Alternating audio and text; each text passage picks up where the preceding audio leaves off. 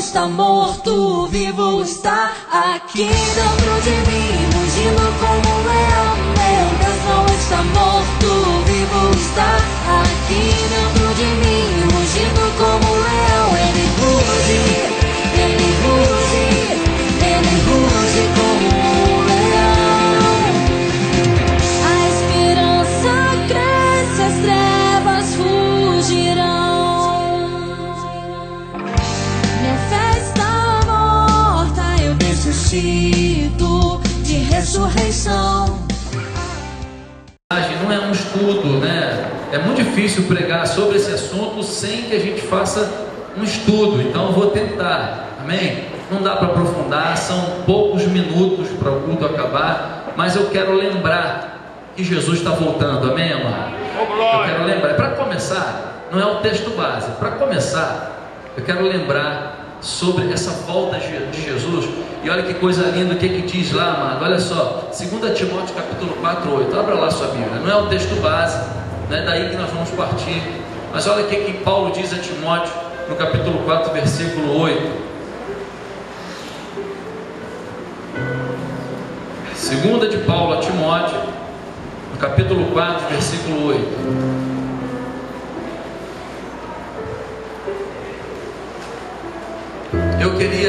Eu não consegui, amado, mas prometo que no próximo domingo vai ficar mais elaborado.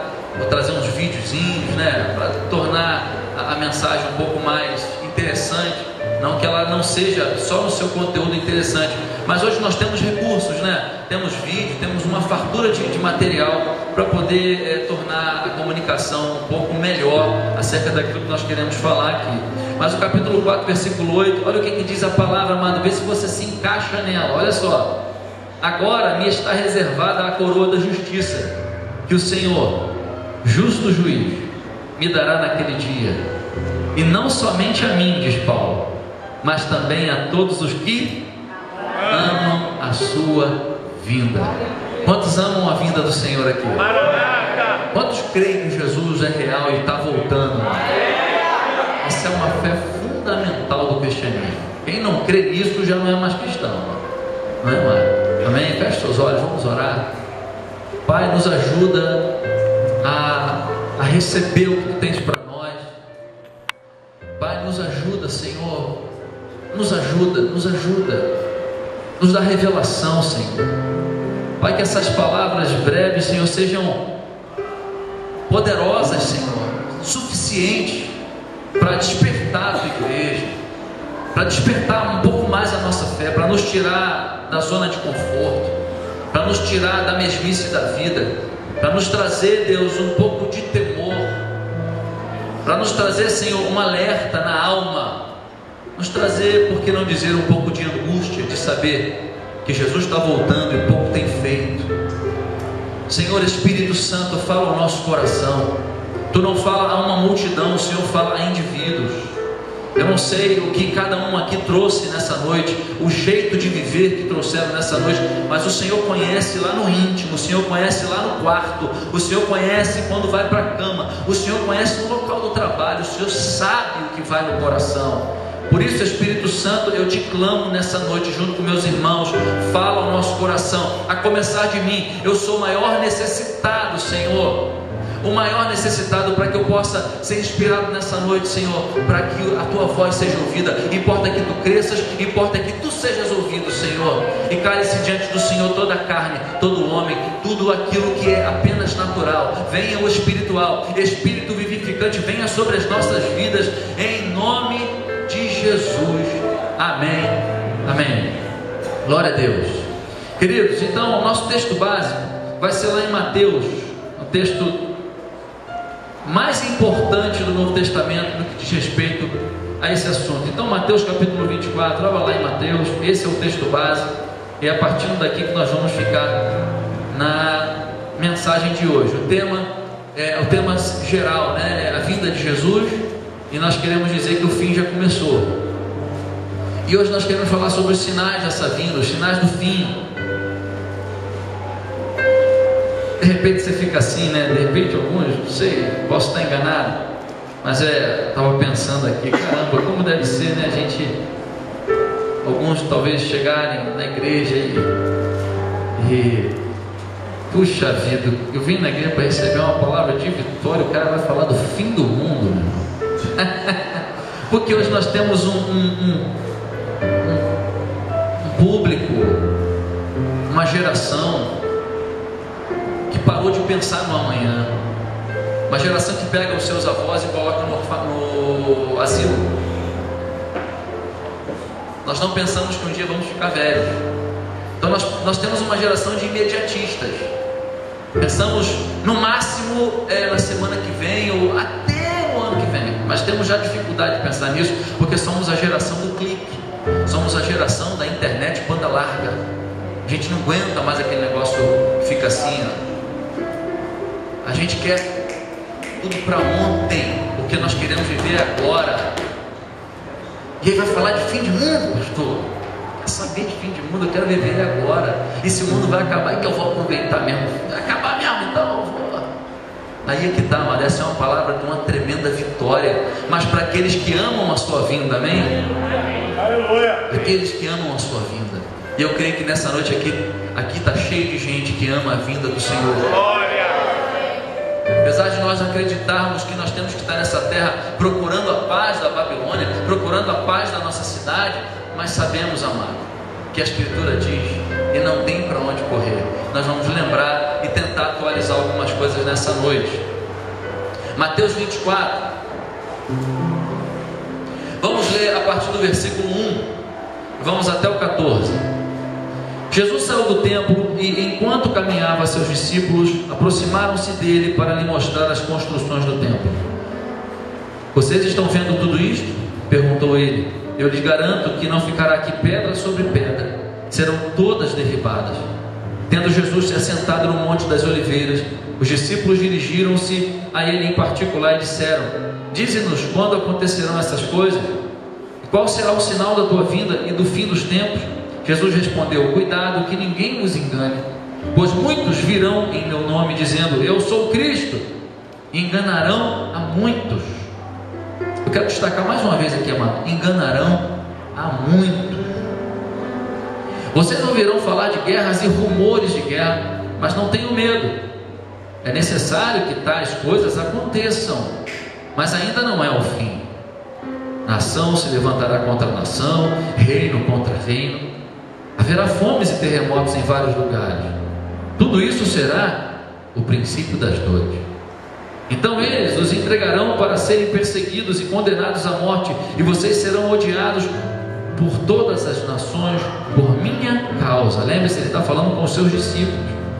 Naquele tempo, ou seja, o tempo do fim, onde todas essas coisas vão se avolumar, muitos ficarão escandalizados, trairão e odiarão uns aos outros. Numerosos falsos profetas surgirão e enganarão a muitos. Devido ao aumento da maldade, o amor de muitos esfriará, mas aquele que perseverar até o fim será salvo. E este evangelho do reino será pregado em todo o mundo como testemunho a todas as nações, e então virá o fim.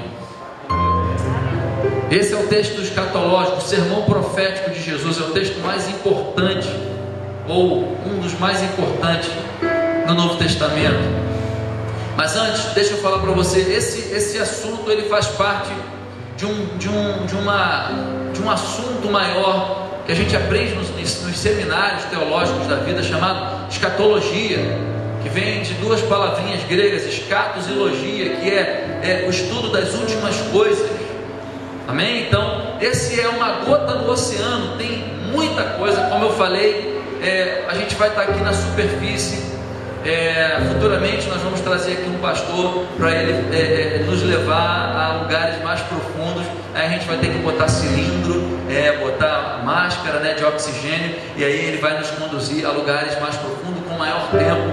Possivelmente um sábado vamos passar aqui investigando muito mais sobre esse assunto. Mas esse aqui já é suficiente. Tudo que nós vamos ver aqui é suficiente para a gente sair daqui, no mínimo, desafiado a andar em vigilância, no mínimo pensando. Essa é uma palavra, amado, de esperança. para aquele que é cristão. Aleluia. Essa é uma palavra de esperança. Quem são aqueles que amam a vinda do Senhor? São aqueles que foram regenerados, são aqueles que entregaram o seu coração a Jesus, são aqueles que creram na morte e ressurreição dele e continuam crendo e vão ficar crendo até a vinda dele. São esses que têm os seus nomes escritos no livro da vida, arrolado nos céus. Esses amam a vinda do Senhor, esses aguardam a vinda do Senhor. Para aqueles que não entregaram suas vidas a Jesus, Jesus virá e juntamente com ele uma demanda de juízo. Ele arrebatará a sua igreja, e arrebatamento é o assunto que veremos no domingo que vem, e ficará pessoas aqui que não acreditaram nessa história, não entregaram de verdade seu coração para Jesus. Isso não estou falando de geografias, ou seja, de dentro e fora de templos religiosos, porque dentro de templos há pessoas mal motivadas, com motivações erradas, que buscam o Senhor não querendo mudar o coração, não querem o Senhor para o movimento, para a mudança interior e aí consequentemente mudanças exteriores. Não querem pagar preços de ir e anunciar o Evangelho. Então há pessoas que estão hoje, agora, nessa hora agora, os templos evangélicos estão lotados de gente, mas muita gente que está dentro da igreja não passará, não nasceram de novo. Então essa é uma palavra de esperança para quem nasceu de novo. E uma palavra de, no mínimo, grilo, no mínimo uma coisa assim medonha, porque se esse negócio for verdade, eu vivi a minha vida de maneira louca, como diz o texto, Jesus louco, essa noite pedirá a tua alma. É sobre isso que a gente quer falar. Essa é uma palavra de esperança. Fala o teu irmão, essa é a palavra de esperança.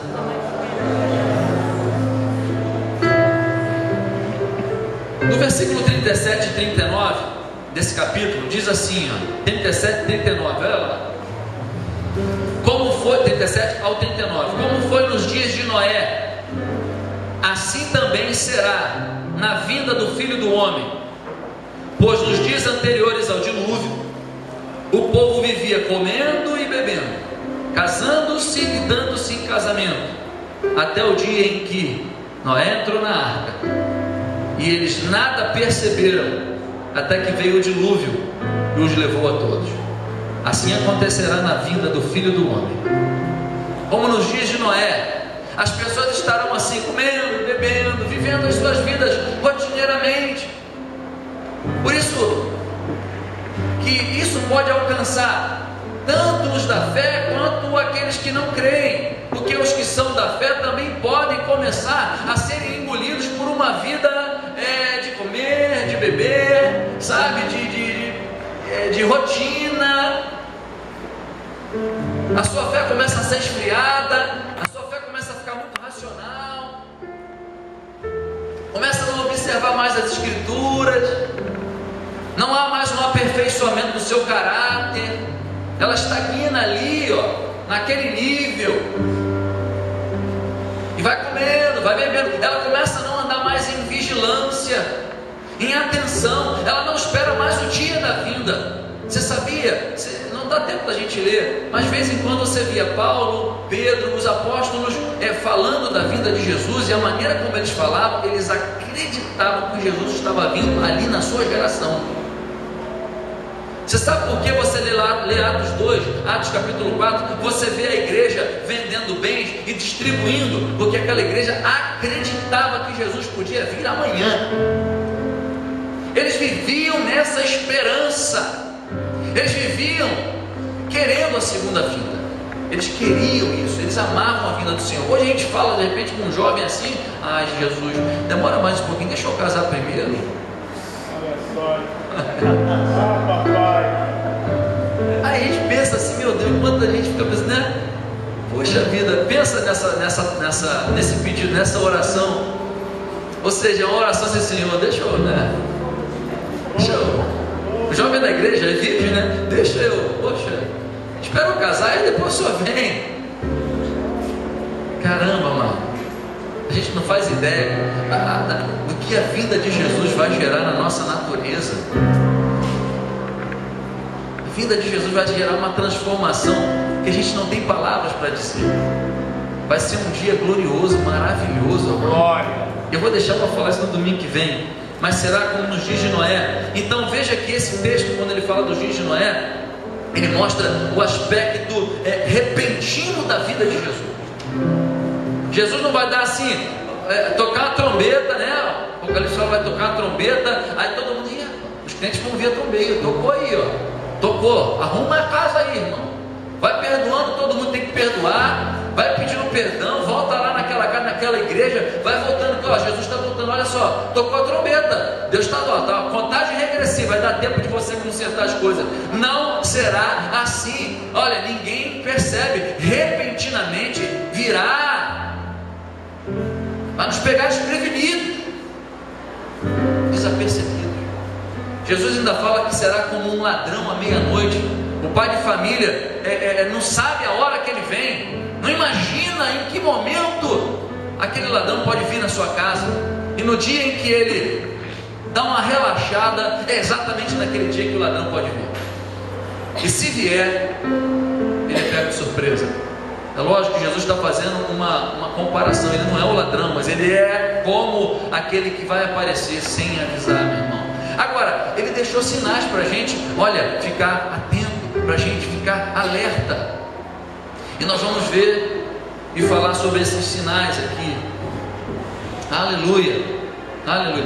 Veja, amados, que esse texto aqui, Jesus está falando, ele usa um termo aqui muito interessante, muito importante. Ele fala assim, ele chama de princípio das dores.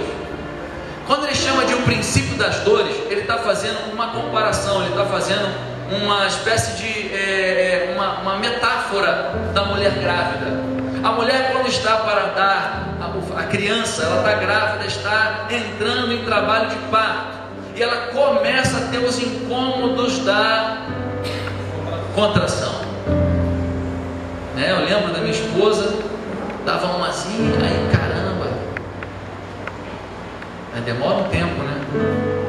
Aí dava uma, aquilo vai encurtando o tempo, vai encurtando o tempo, e a quantidade de contrações vai aumentando, e vai aumentando, e vai aumentando. Observe, ele está chamando esse período desde a sua primeira vinda, e nós estamos exatamente ainda neste período, no princípio das dores, mas existem sinais de que a contração está curtinha, um evento para outro.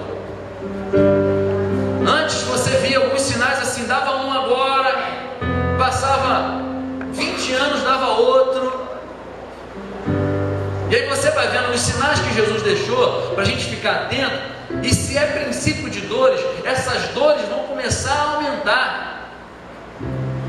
E ele dá aqui alguns sinais. Então, depois desse princípio das dores, nós vamos entrar num outro período que a Bíblia chama, e a escatologia chama de a grande tribulação, em que nós, de uma forma geral, os crentes do Ocidente interpretam e creem que os crentes não vão passar pela grande tribulação. Eu creio assim também. Quantos creem nisso, amado?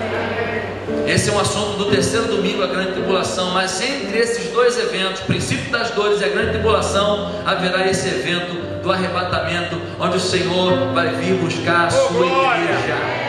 Aleluia, aleluia. Então não adianta a gente ficar a gente até fica escandalizado, né? Caramba, o que é isso? A gente vê o jornal, mas Jesus já tinha avisado tudo isso, tudo que está acontecendo. Talvez você esteja nos visitando aqui, não tenha noção disso, esteja assim, caramba, o cara está acreditando numa Bíblia. O que é a Bíblia? Então deixa eu falar para você o que é a Bíblia. Antes da primeira vinda de Jesus, ou seja, a primeira vinda de Jesus, a primeira vinda, cumpre literalmente e extremamente 330 profecias dadas antes dele vir a primeira vez. Está tudo no Antigo Testamento. Antes de Jesus já não há mais contestação se Jesus veio ou não veio. Houve uma revista, a Time, já há um tempo atrás já falou, não tem como mais você contestar se Jesus é uma mitologia. Jesus é ele histórico ou um homem da fé e que gerou um povo.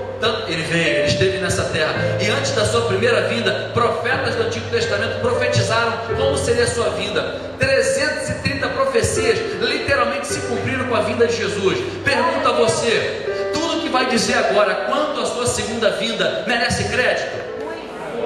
Se um livro disse para mim 330 coisas, essas 330 coisas, ou seja, 100% do que ele disse aconteceu, porque eu não vou crer? Seria uma loucura não crer.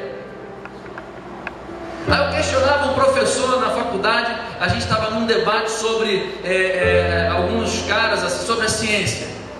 Aí eu falei para ele, nós entramos na questão do Karl Marx, que o Karl Marx disse que a religião acabaria no futuro, que ela é o ópio do povo. Lógico, ele tem razão em certas coisas, assim, nesse ponto em que ela é o ópio do povo. Há muita religião que aliena o povo mesmo, aliena tanto quanto uma droga.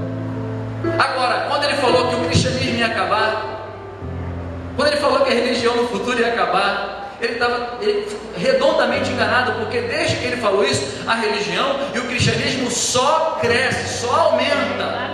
Aí eu falei para ele, cara, é incrível, como vocês conseguem questionar um livro que só falou verdade, e um monte de verdade se cumpriu. Aí veio um pensador que falou algumas coisas, que algumas coisas que eles falaram já caíram por terra em descrédito, mas vocês ainda dão eles como referência das suas ciências.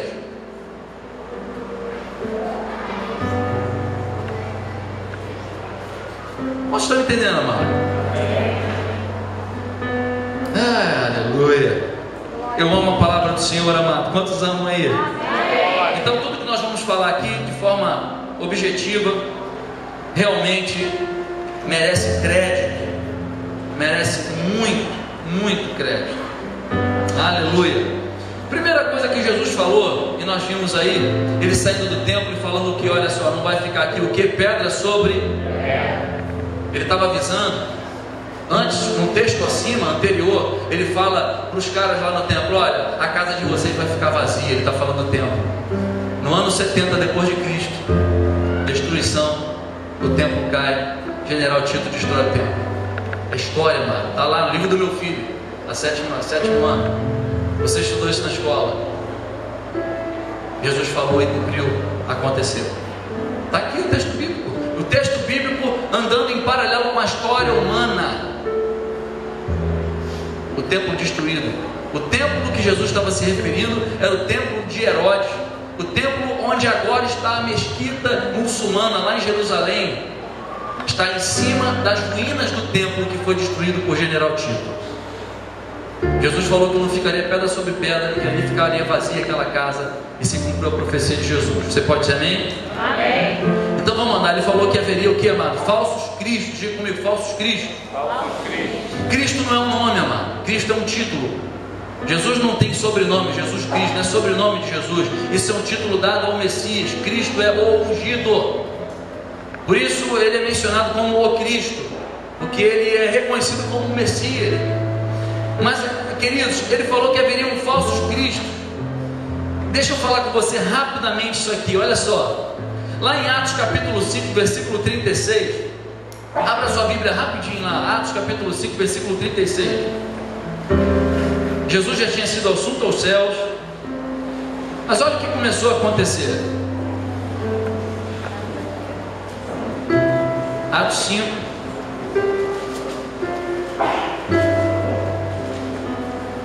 versículo 36.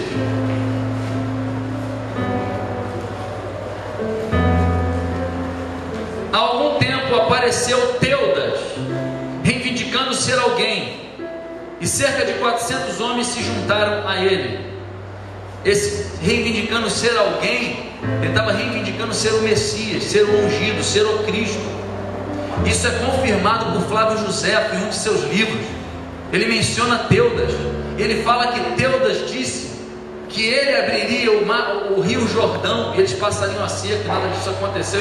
Então era alguém já que se intitulava logo nos tempos apostólicos como o Cristo. o Messias. Está aqui em Atos, já começando a acontecer aquilo que Jesus já disse que iria acontecer: falsos cristos, gente que iria se intitular como Jesus, como o Cristo, como o Messias. Estava assim, Flávio Josefo escrito, olha só, anotei aqui, ó. Flávio Josefo, historiador judeu, o livro que está escrito isso é livro das antiguidades dos judeus contra Apion, tal. Enquanto Cúspios, Fergus, olha que nome bonito, o próximo filho é consagrado.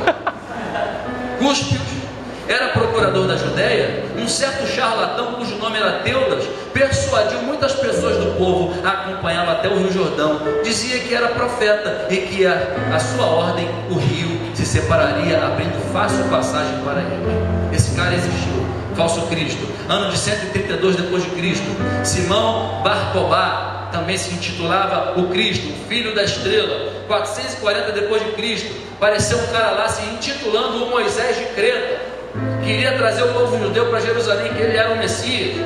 Jerusalém, os judeus já estavam dispersos. 610 depois de Cristo, Maomé, líder religioso e político, disse que recebeu, e que ele é o maior, mais importante, o último profeta que recebeu a revelação dentro de uma caverna na sua solidão, que um anjo apareceu para ele e disse: tu é o cara. E ele acreditou. Hoje ele é o líder, o ícone da segunda maior religião do mundo. O que Jesus falou? Que enganaria a muito. A gente fala assim, crentes são tudo besta, né? São os únicos da verdade. Eles são metidos, só eles têm a verdade. É isso que eu não gosto de crente, cara. O Deus deles é o melhor, só tem um caminho. A gente só fala o que a Bíblia está dizendo. A gente crê nesse livro aqui que disse 330 coisas, e as 330 coisas aconteceram.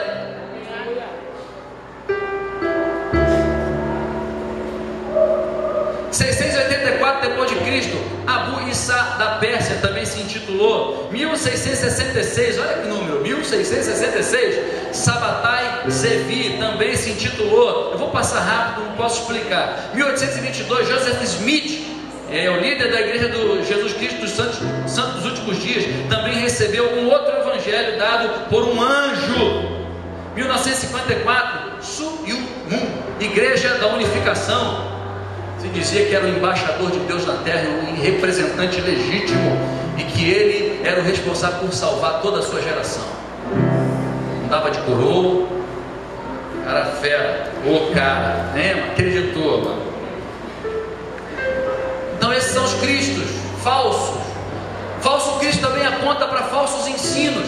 Ou seja, Jesus está dizendo, nos últimos dias, nesse princípio das dores, e isso vai se avolumar como contrações de uma grávida, haverá muitas heresias, muitos ensinos. Veja, se há falsos cristos, também vem falsos ensinos, falsas heresias.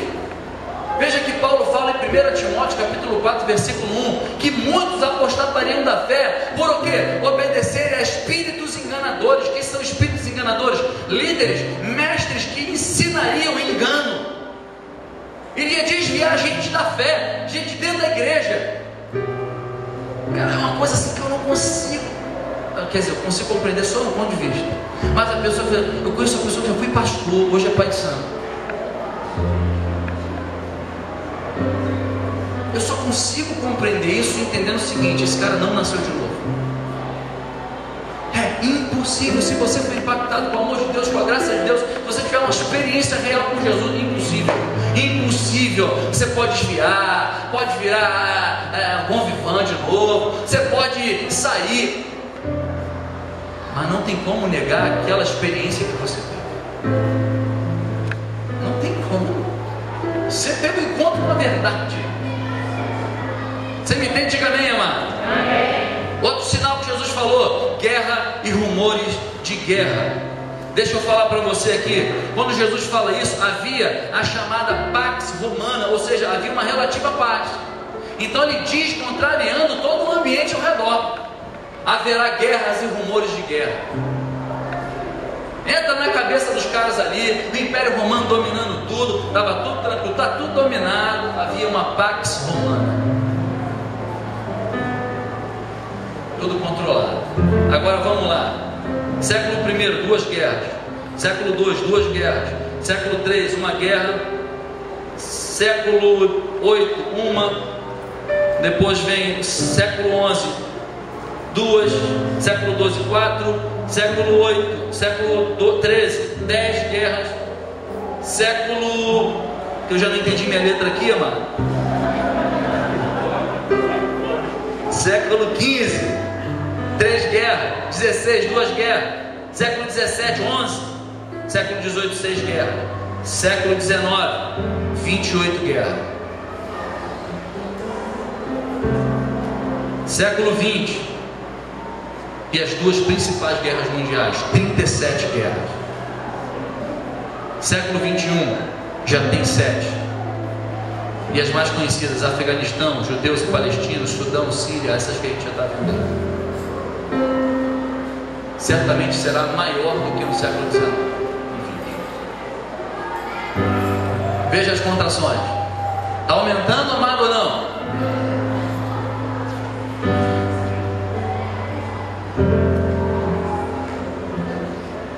Conflitos e guerra neste exato momento.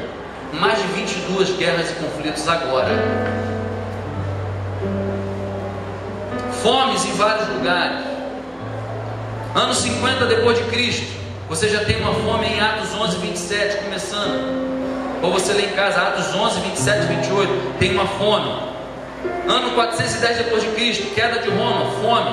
Século 9, fim da civilização maia por causa da fome. 1315 a 1317, a grande fome europeia exterminou milhares de pessoas.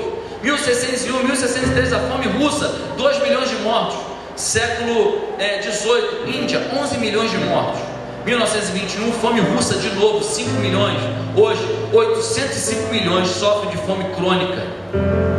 Dados do Food and Agriculture Organization of the Aleluia! Caramba, tentei lá. Se os irmãos quiserem a fonte e tal, eu tentei, mas eu sei que o meu inglês é muito refinado, vocês entenderem.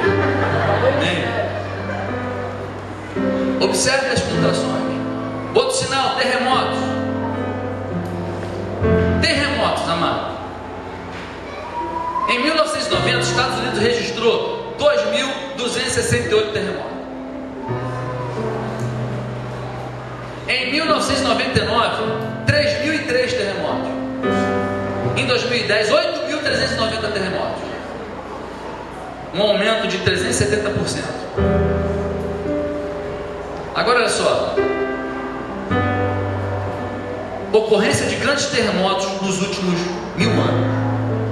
Do ano 1000 a 1800, 21 terremotos. 1800 a 1900, 18 terremotos. Grandes. Aqueles que deram prejuízo social, matou milhares de pessoas. Estou contando aqui aqueles que, o tempo todo tendo terremoto, sabe isso? 1900 a 1950, 33. 1950 a 1991, 93. 1991 a 2004, 300 terremotos grandes. O último que nós vimos, um maremoto, um terremoto no mar, tsunami no Japão, não precisa nem falar. Imagens iriam falar tudo. Eu queria ter salvado para te relembrar. Eu vou botar uma imagem aqui que dá até tremedeira. Aí tu dança no poder mesmo. Tu vê aquele.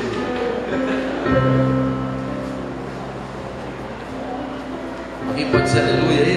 Aleluia! Porque Jesus está voltando. Glória a Deus! Em Lucas coloca aqui sobre peste. Eu acrescento um texto de Mateus, mas na mesma ocasião Lucas acrescenta pestes. E aí a gente tem as pandemias na história da humanidade. Peste negra, 541 a 542, 40% da população europeia morta. 1346 de novo, 1350 peste negra, 1/3 da população europeia morta. Gripe espanhola, H1N1, influenza, 1918, 500 milhões de infectados. Gripe asiática, 1957, 2 milhões.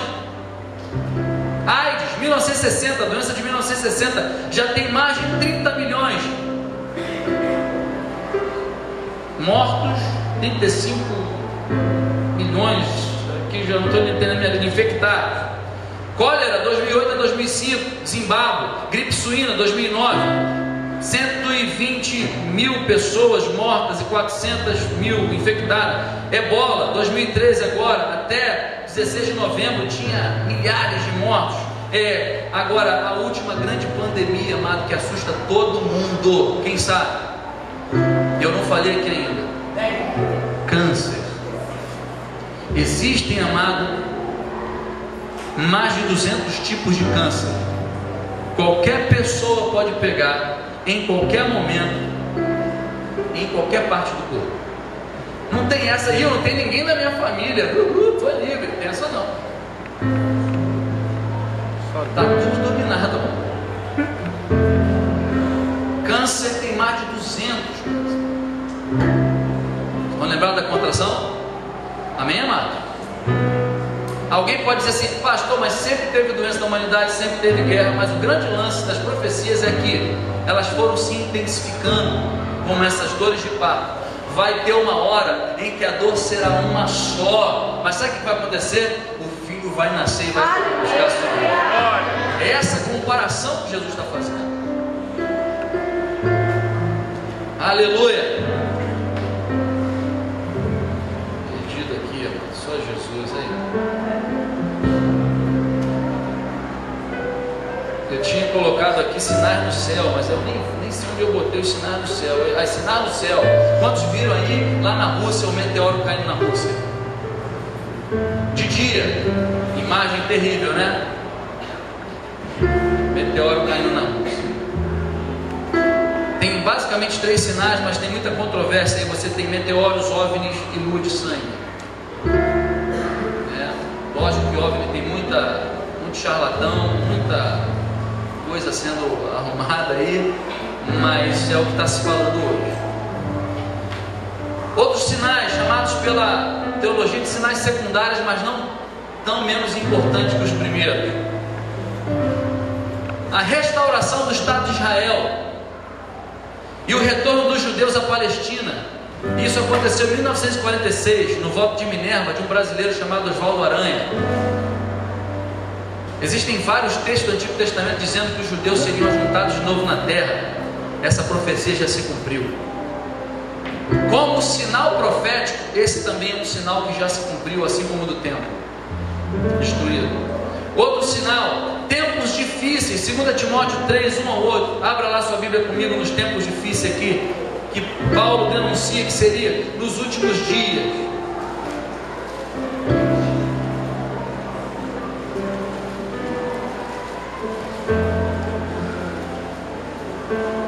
Um texto que eu gosto, de vez em quando está olhando ele.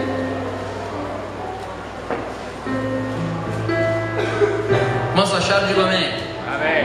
Quem está achando, diga misericórdia. Aí, misericórdia.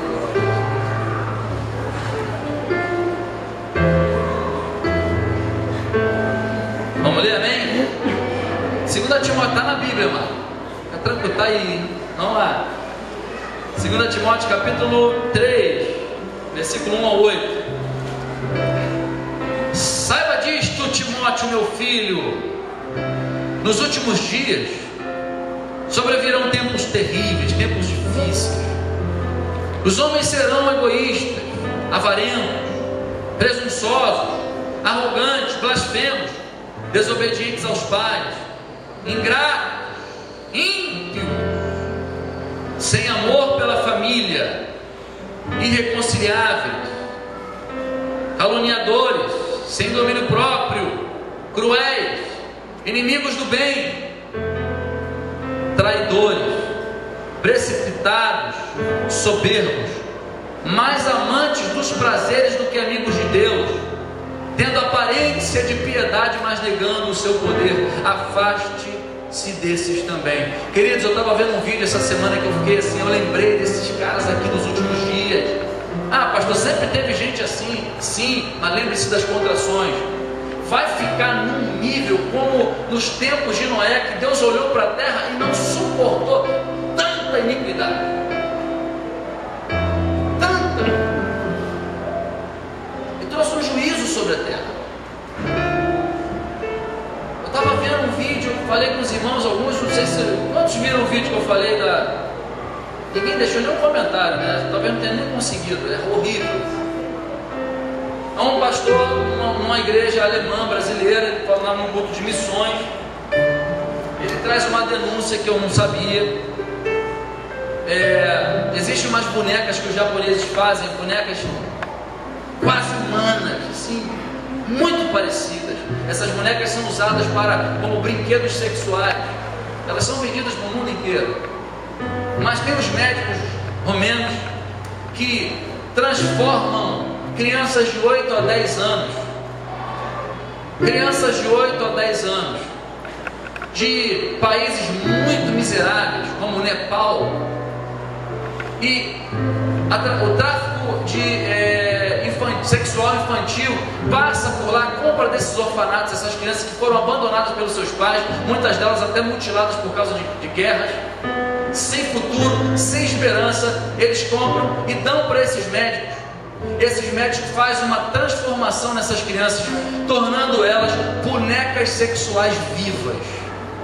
Corta os seus membros, tira a sua prega vocal, tira os seus dentes, bota dentes de borracha, bota um ferro na boca, deixa elas surdas 3 semanas com um fone ouvindo som nas alturas para estourar os tímpanos.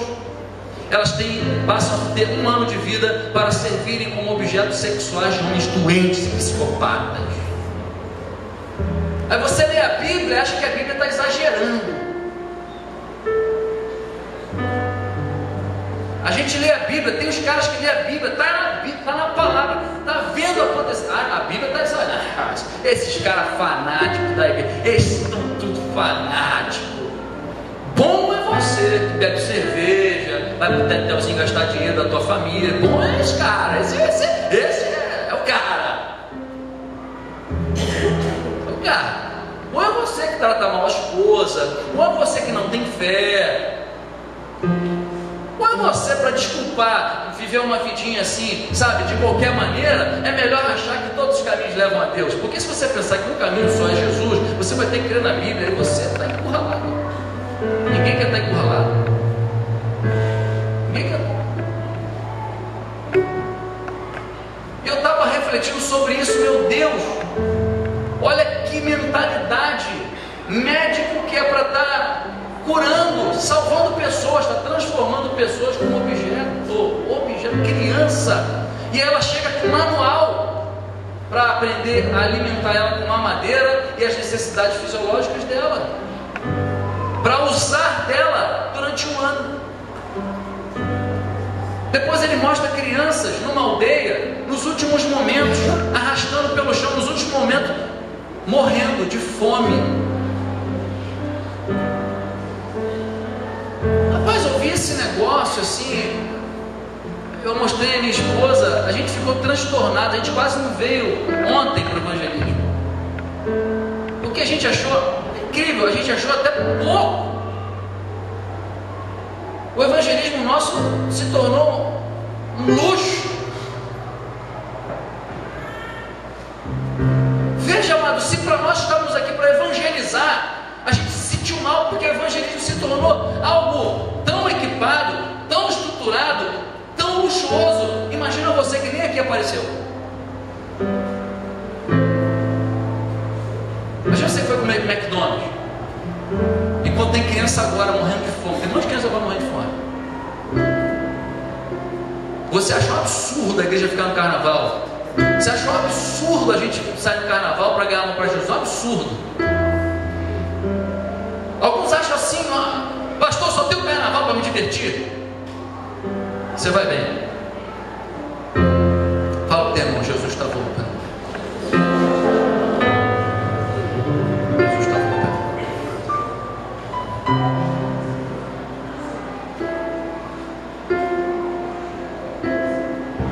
Difícil não é morrer, mano, difícil é viver.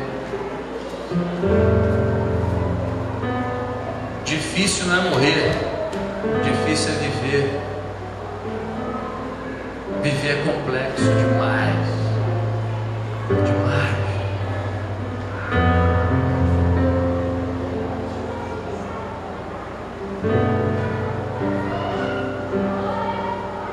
Foi assim, mas nos tempos pré-diluvianos, Gênesis 6:5.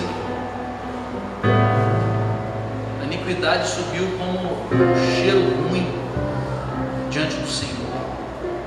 E será assim também, está se avolumando cada vez mais, crianças vivas servindo de bonecas sexuais. E aí você está achando que a tua vida, e eu também estou achando que a minha vida está ruim, amado. Quando eu vi isso no celular, eu estava no meu trabalho assim, poxa Senhor, estou cansado daqui. Eu estava questionando o Senhor.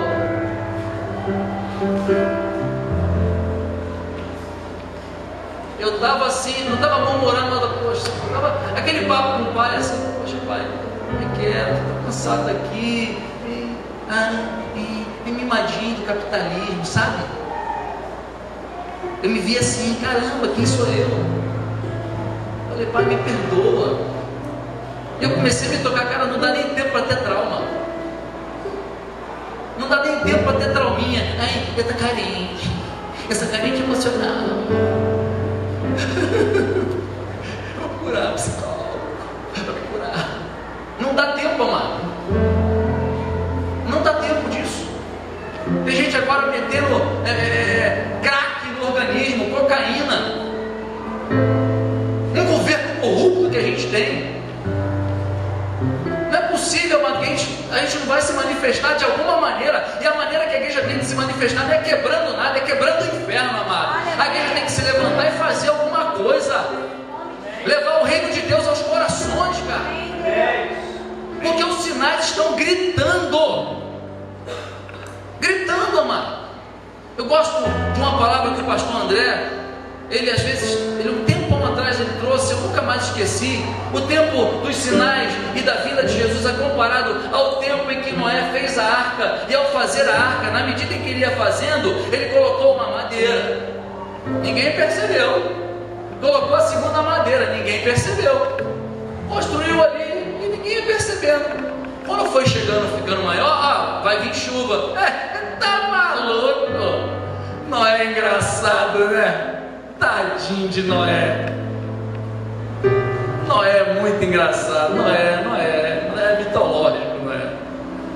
Enquanto isso, a galera curtindo a vida. É isso aí mesmo. Daqui a pouco ele acabou a arca. Eu imagino as pessoas encarnando, né? Vai, Noé! Você crente, vai chover. Jesus vai voltar. A gente não para com essa mania, cara. Jesus vai voltar. Tá bom, vai lá, cai na lábia do pastor. Isso aí, vai lá. Isso aí, esses caras crentes vão te falar um negócio. Daqui a pouco ele fez a arca se abriu. E ele começa a chamar os animais. Aí começa a chamar. Você imagina, mano, a mensagem. Vem a galinha e o galo. Pequenininho. Daqui a pouco vem a onça. Vem o leão. Começa a entrar. Daqui a pouco a mensagem vai ficando volumosa, os sinais maiores. Entra a girafa, o rinoceronte. E tudo isso foi uma mensagem para aquela geração. Até que ele fechou a arca, o dilúvio veio e morreu a todos. Os sinais que nós temos tido hoje, e olha, não haverá desculpa para nós, amado. Sabe por quê? Porque a internet está mostrando a nós todos os dias nas redes sociais. Todo dia a gente vê um sinal novo. Todo dia a gente está vendo o que a gente está falando aqui. Em lugares diferentes, mas os mesmos sinais. O último sinal declarado por Daniel, capítulo 12, versículo 4, a multiplicação da ciência.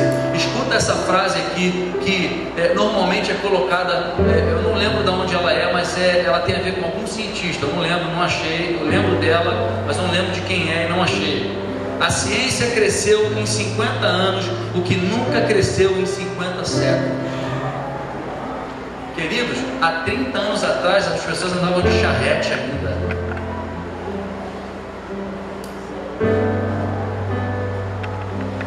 A multiplicação da ciência também, segundo o profeta Daniel, é um sinal dos tempos.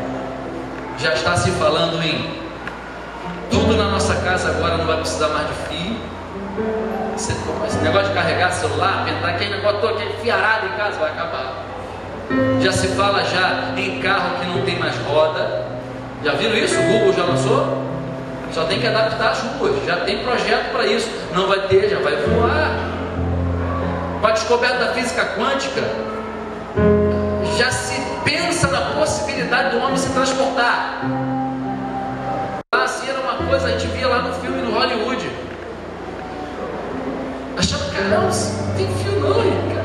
Hoje celular, todo mundo tem. Quem não tem celular aqui? Não tem porque não quer. Tu parcela em 70 vezes sem juros. Ainda ganha uma promoção.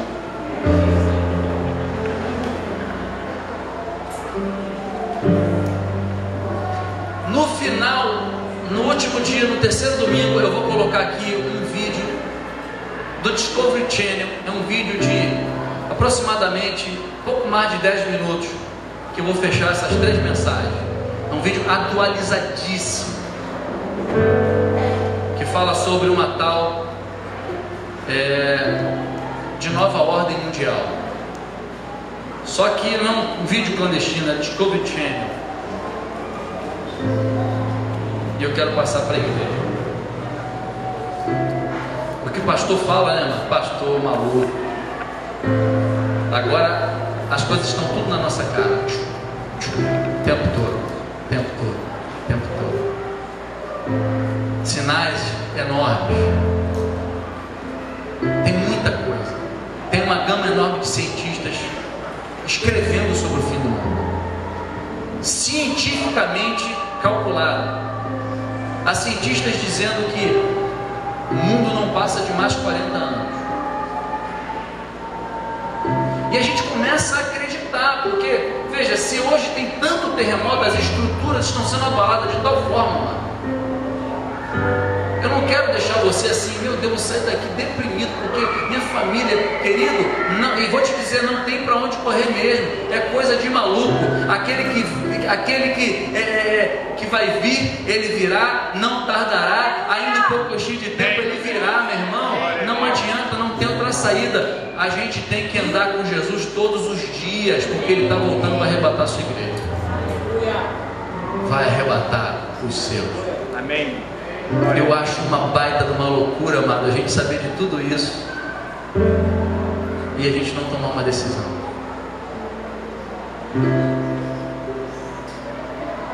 Nós podemos ter até algumas divergências em alguns campos, mas uma divergência nós não temos. Jesus está voltando, meu irmão. Aleluia. Amém. Jesus está voltando e os sinais estão aí.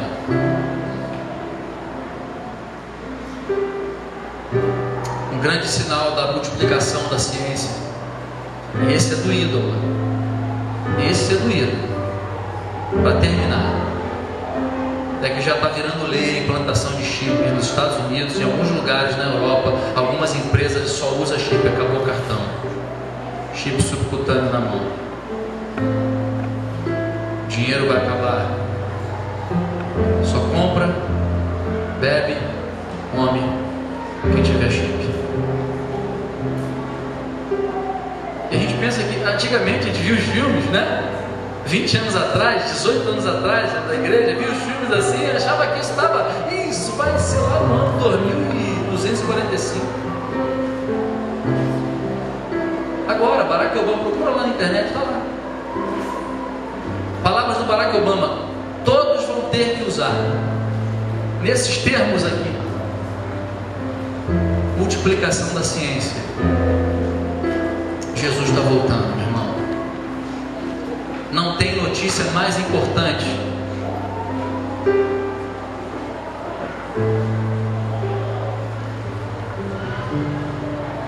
Esse papo, amado, de campanha para ganhar carro, campanha para ganhar casa, vir para Jesus para ser rico, vir para Jesus para ser fera, para ter sucesso, para ter, não anda alinhado com o que Jesus disse no sermão profético: vocês serão odiados de todas as nações, vocês serão perseguidos.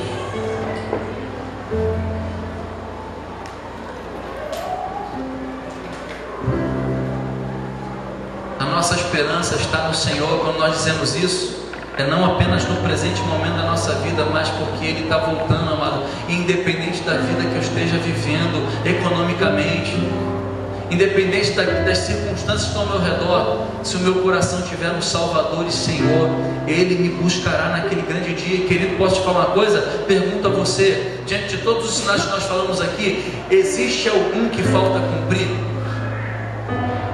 Ele falou que o templo iria cair, caiu. Ele falou que o Estado de Israel, a Bíblia diz que o Estado de Israel iria ser inaugurado, os judeus iriam voltar, voltaram. Os sinais todos que nós lemos aqui, todos eles não só já vem acontecendo, mas como a contração, como sinal de que Jesus vai nascer, aspas, pela segunda vez, vindo buscar a sua igreja, com a quantidade de sinais. Falta alguma coisa acontecer, amado?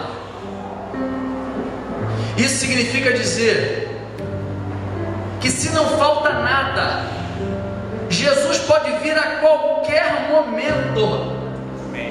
Jesus pode vir agora, Jesus pode vir amanhã, Jesus pode vir enquanto a gente estiver indo para o trabalho. E Deus é tão misericordioso que Deus está usando até o hino para nos alertar, para nos lembrar. Quantos viram o filme Apocalipse? Quantos viram aí? Está no cinema agora com aquele ator famosão, Nicolas Cage. Ele é tão misericordioso que está avisando, está anunciando, está lembrando para a gente. Não haverá desculpa. Ah, Deus, eu não sei, não tinha como acreditar. Você não precisa acreditar, você só precisa crer. Porque os sinais não requer mais. Ah, eu acredito ou não acredito, são fatos. Tudo aquilo que Ele falou que ia acontecer, que está acontecendo, está aumentando o volume dos acontecimentos. Na mesma Bíblia em que prometeu 330 coisas, a maneira como Jesus nasceria e viria na sua primeira vida. Essa Bíblia que merece todo o crédito nosso, amado, nessa noite, em nome de Jesus.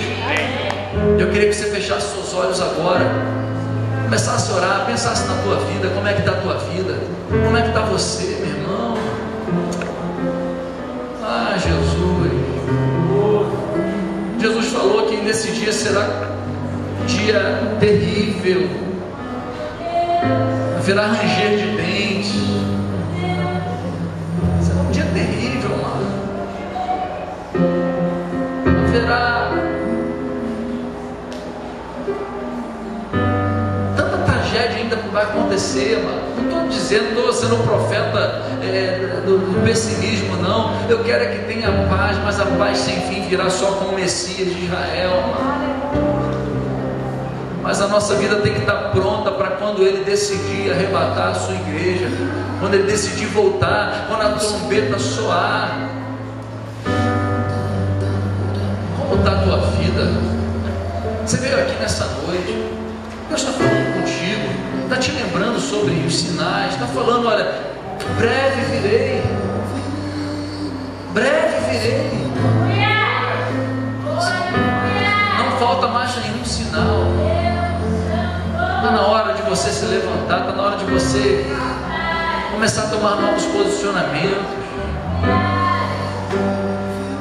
Tenho falado aqui, amado, que graças a Deus por isso, mas é incrível como os jovens têm se levantado nesse lugar, e os adultos, os que são casados, estão com a vida toda enrolada, embaraçada, não conseguem mais, amados, ter unidade do corpo de Cristo, trabalhar na obra do Senhor.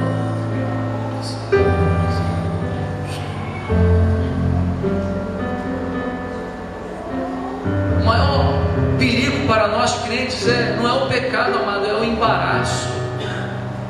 Porque embaraço não é pecado. Embaraço é aquilo que nos tira o tempo da vida, o tempo para Deus. Como está a nossa vida? Como está a sua vida? Para você que é filho de Deus, que crê, eu nasci de novo, eu sou do Senhor, eu creio, eu amo a vinda dEle. Pensa na sua vida. Para você que nunca tomou uma decisão por Jesus, e talvez queira tomar, já entendendo que essa é a tua noite, você está crendo em tudo isso, está aí, está na palavra, não tem para onde correr. Eu quero esse Jesus na minha vida. Faz o sinal com a sua mão onde você está, levanta a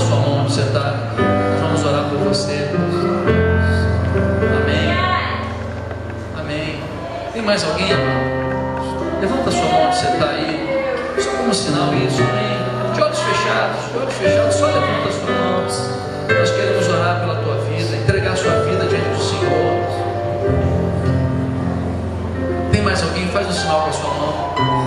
Levanta a sua mão, dá um sinal só para a gente poder te enxergar e poder orar por você. Aleluia.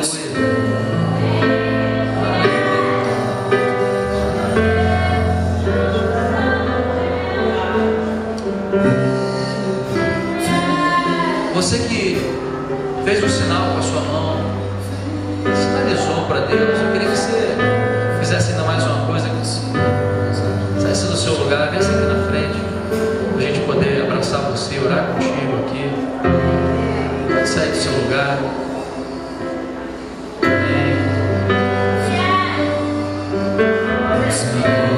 Eu queria que uma obreira acompanhasse essas guerreiras aqui, acompanhasse.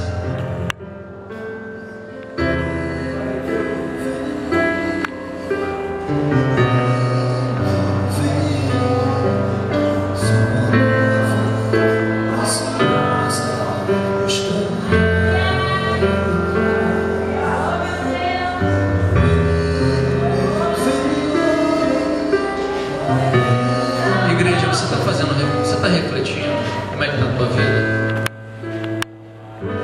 Pensa como está a tua vida.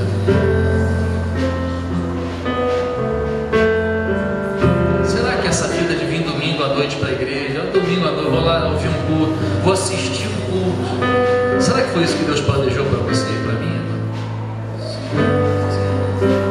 Culto lá legal, vou assistir um culto. Aí tu assiste um culto como vai no teatro, vai num show de auditório, uma música legal. Você vive nessa mesmice, sabe? Domingo após domingo, domingo à noite. E às vezes você tem família, não envolve seus filhos nas amizades da igreja, está dando um mau exemplo para sua família, para o seu filho, e não está percebendo isso. Jesus está voltando. Jesus está voltando. Tem tanta coisa para a gente fazer. A gente precisa tanto de pessoas, guerreiros, trabalhadores. Mas há tanta gente embaraçada na igreja, meu Senhor. Para pregar você consegue rápido alguém para pregar. Mas para trabalhar,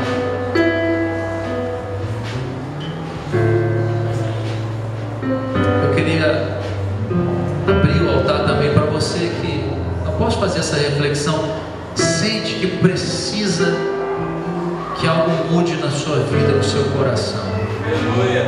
Você quer fazer aqui nessa noite um voto de mudança. Senhor, eu vou tomar uma posição, eu vou mudar. Eu não aguento mais ser assim, tão inconstante, tão inconstante. Tudo tem prioridade na minha vida. Tudo é prioridade. Menos o reino. Esse é um apelo para o marido, para a esposa, para o adolescente, para o jovem. Jovens, quanto tempo vocês ficam na internet? Sério, amado, Jesus está voltando. Os sinais estão todos aí, cada vez maiores, cada vez mais volumosos. Está aberto aqui o altar. Se você quiser sair do seu lugar, pode vir aqui para a gente orar.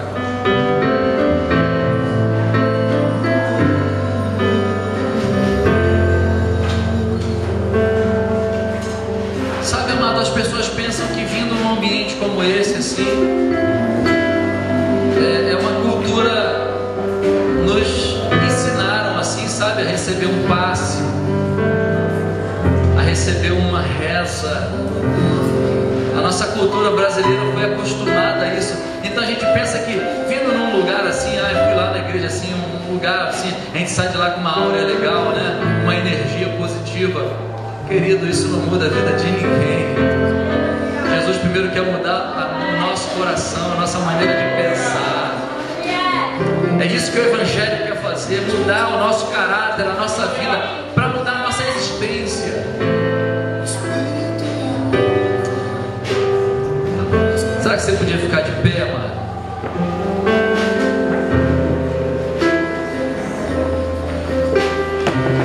Eu sei que há mais pessoas. Eu sei que há gente que tem uma dificuldade de largar algumas coisas. Eu sei, sei que às vezes é difícil. E sei que tem coisas que são mais fortes do que nós. Às vezes um trabalho, um emprego.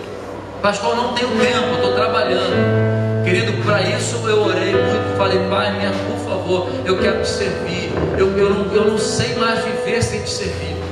Sabe o que eu já orei, amado? Toda sinceridade, sabe o que eu já orei? Olha aqui para mim, sabe o que eu já orei? Eu já orei, tive um papo sério com Deus. Senhor, se não der para te servir, me mata, me leva. Porque não tem mais sentido viver uma vida sem o teu propósito. Não tem mais. Viver, casar, trabalhar, para se vestir, para comer, para transar, acorda de manhã, arruma um dinheirinho, casa, de novo, acasada de novo, né? E come, e bebe, faz uma viagemzinha, e come de novo, e é isso? Não quero, me mata, me leva, eu quero ir para a glória. Isso é com sinceridade a você. Ou então, para me dar um emprego que me dê tempo para te servir. Amém. Se você está vivendo isso no seu lugar, pede a Deus um outro emprego. Senhor, eu quero fazer diferença na minha geração. Eu vou ficar informado, enriquecendo empresário, não, capitalista, não, Senhor. Eu quero arregaçar minha manga, eu quero servir. Eu quero servir. Quero estar com meus irmãos. Quero estar nesse bloco aí. Quero estar falando de Jesus. Tanta gente morrendo. Eu estou aqui achando que estou fazendo, se abafando, fazendo do meu jeito. Deus tem um jeito do Senhor. Do Senhor. Tudo que embaraça a nossa vida tem que cair por terra em nome de Jesus. Tudo que embaraça. Não há mais tempo, amado, para algumas picuinhas. Não há mais. Não há mais tempo para algum capricho. Não há mais tempo. Não há mais. Tem criancinhas sendo transformadas em bonecas. Tem crianças morrendo de fome. E o nosso filho está comendo do melhor da terra.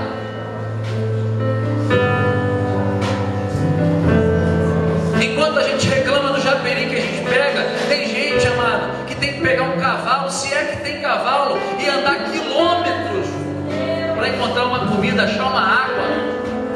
Sertão, ribeirinho, na Amazônia. E a gente está reclamando porque preciso de um relógio novo, porque eu preciso de um terno, porque esse carro meu já não está legal. Enfim, não que essas coisas sejam erradas, mas eu não posso viver só para isso. Não tem que ter sentido no meu evangelho. O meu cristianismo tem que ter sentido. Não há sentido, amado, eu ficar rico para mim, eu ter sucesso para mim. Não há sentido. Tanta gente morrendo, tanta violência no país, e a igreja não pode estar alienada. A gente não é partido político que vai pegar uma faixa e vai para a rua, vamos manifestar e quebrar tudo. A nossa manifestação é levar o amor de Deus para as vidas, para as pessoas.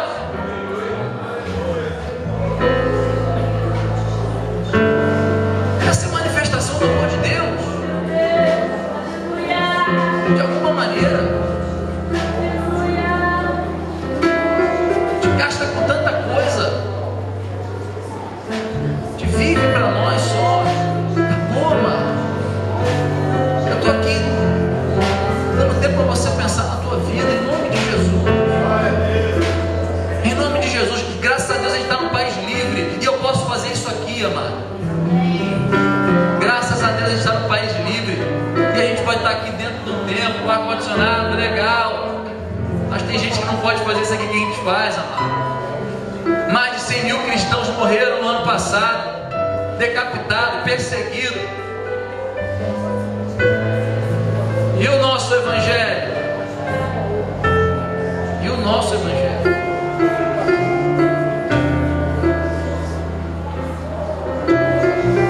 Vamos orar. Ora por essa pessoa que está do seu lado aí. Pensa sobre ela. Se você está aí, você está benzão. Porque o apelo foi o seguinte: você fez uma reflexão, sente algo que precisa, falta, vem aqui orar. Então eu estou fazendo a leitura do seguinte: caramba, você está muito bem com Deus, você está certo de que Jesus virá e você será arrebatado. Então preste atenção, estenda as suas mãos e abençoe esses irmãos que precisam da misericórdia e precisam da oração. Levanta mãos santas para cá, mano. Autoridade. Você que é reino, filho de Deus, você que está debaixo do sangue do Cordeiro, começa a orar por essas vidas. Começa a orar por elas. Você não está aqui para alguém orar por você, mas você vai abençoar alguém. Começa a orar por elas. Eu ouvi a voz da igreja. Começa a orar mesmo, mano. Ó, levanta sua voz. Começa a orar, mano. Ora mesmo. Manda o seu clamor. Ou o seu coração já esfriou. Ou você não consegue amar nem o seu irmão aqui e chorar por ele.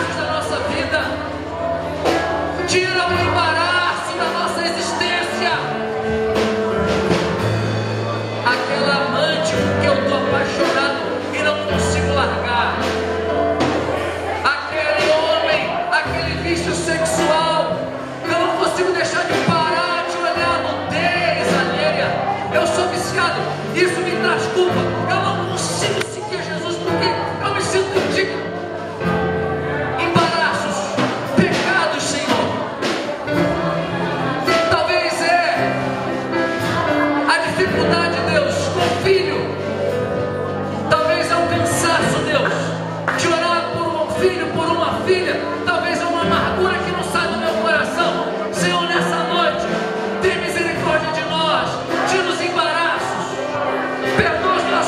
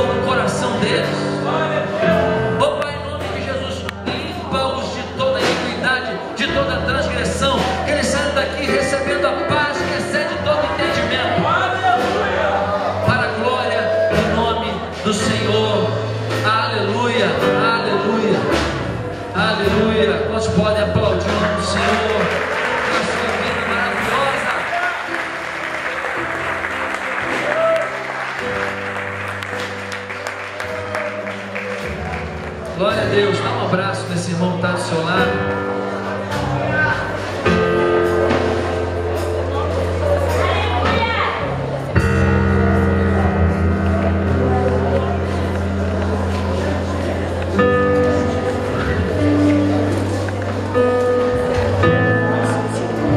Volta para o seu lugar, você pode sentar, amado, a gente vai cear. Pode vir os diáconos, por favor. Meu Deus não está morto, vivo está aqui dentro de mim, mugindo como um leão. Meu Deus não está morto, vivo está aqui dentro de mim, mugindo como um leão. Ele ruge, ele ruge, ele ruge como um leão. A esperança cresce, as trevas fugirão. Minha fé está morta, eu necessito de ressurreição.